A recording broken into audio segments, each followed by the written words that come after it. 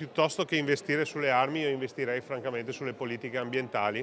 Se noi contiamo anche i malati e le vittime da danni causati dall'inquinamento, la possiamo paragonare a una guerra, quindi è una forma di difesa anche quello. Politiche ambientali per me sono prima della difesa e prima dell'acquisto di armi. Sono parole nette quelle che Mario Conte, sindaco di Treviso e presidente dell'ANCI regionale, pronuncia a Mogliano Veneto nel giorno in cui si rinsalda il patto fra sindaci per una pianura padana che respiri, quasi un'agenda programmatica che per il primo cittadino trevigiano male si concilia con il piano di riarmo annunciato dall'Europa con la sua dotazione da 800 miliardi di euro. Faremo di tutto perché questo non avvenga, cioè l'interesse dei cittadini è quello di migliorare la qualità dell'aria e dell'ambiente, è una forma di autodifesa da un punto di vista sanitario. Con il leghista Conte ci sono il collega di Milano Giuseppe Sala, indipendente di area centrosinistra, e quello di Torino Stefano Lorusso, Partito Democratico. Entrambi commentano le parole del trevigiano, sostegno di fatto da Torino, stop invece da Milano, per cui i piani ambiente e difesa sono diversi. Io credo, per esempio, che la difesa comune europea sia un obiettivo,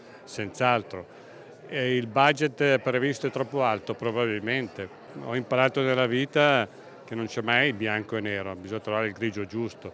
Rimane il fatto che la difesa europea, secondo me, è un obiettivo che l'Europa si deve dare. E noi non possiamo permetterci in questa fase di toccare un solo euro di quelli che sono già programmati per coesione sociale, inclusione e anche transizione ecologica. Tutti d'accordo invece sull'esigenza di trovare risorse straordinarie per finanziare interventi volti ad abbattere PM10 inquinanti, dalla sostituzione dei mezzi pubblici ai riscaldamenti. Partiranno delle richieste di finanziamento straordinario per la forestazione urbana, per la sostituzione delle caldaie inquinanti, insomma tutto ciò che noi possiamo fare dobbiamo farlo. Le morti precoci da inquinamento sono 300.000 in Europa, 50.000 in Italia, un bollettino di guerra parafrasando lo stesso Conte, da qui l'appello da Mogliano nella settimana della sostenibilità promossa da Confindustria Veneto Est. Noi riteniamo che il tema dell'inquinamento nel bacino padano sia un'emergenza e quindi non c'è più tempo per aspettare e in modo assolutamente costruttivo